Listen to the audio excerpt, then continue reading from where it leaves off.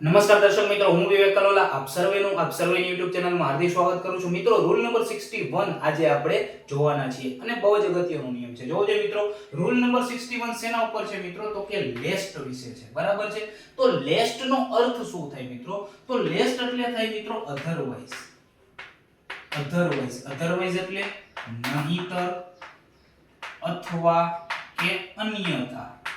બરાબર છે? તો મિત્રો જે લેસ્ટ છે, બરાબર છે, એનું ગુજરાતી મીનિંગ શું થાય છે? નહીતર, અન્યથા. એનું ઇંગ્લિશ શું થાય છે મિત્રો? અધરવાઇઝ. તો મિત્રો લેસ્ટ છે, બરાબર, એનો નિયમ શું છે? જોજો મિત્રો, તો લેસ્ટ નો નિયમ એવું કહે છે કે લેસ્ટ પછી, બરાબર છે, લેસ્ટ પછી કોઈ સેન્ટેન્સ ની અંદર લેસ્ટ નો ઉપયોગ થઈ ગયો હોય, બરાબર છે મિત્રો, તો જે આ લેસ્ટ છે, બરાબર, એના પછી હંમેશા કાં તો શુડ આવશે, બરાબર છે, કાં તો શુડ આવશે, બરાબર છે, અથવા કાઈ નહીં આવે. ટૂંકમાં લેસ્ટ પછી તમે હંમેશા શુડ જ મૂકશો, બરાબર છે, અથવા તો ખાલી લેસ્ટ રાખશો, બરાબર છે. Am is are, was were, have has, બરાબર છે, ડુ ડઝ, ડીડ, આવું કાઈ નહીં આવે. ક્લિયર છે મિત્રો? એમાં હું એક્ઝામ્પલ આપું એટલે તમને સમજાઈ જશે, બરાબર છે. તો જોવો જોઈએ એક્ઝામ્પલ થી આપણે આને સમજીએ, બરાબર છે. શું છે એક્ઝામ્પલ 1? આપણે જોઈએ કે work hard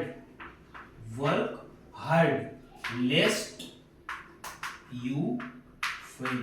work hard lest you fail, બરાબર છે. સખત મહેનત કરો નહીતર otherwise you fail, એટલે કે તું ફેલ થઈશ, બરાબર છે. તો જોજો અહીં લેસ્ટ પછી મિત્રો એમ ઇઝ આર, ડુ ડઝ કેવું કઈ નથી, બરાબર છે. એટલે કે કાં તો લેસ્ટ એકલું આવશે, બરાબર છે, અથવા તો લેસ્ટ ની સાથે શુડ આવશે, બરાબર છે.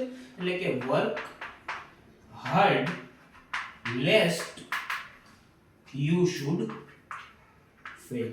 lest you should fail.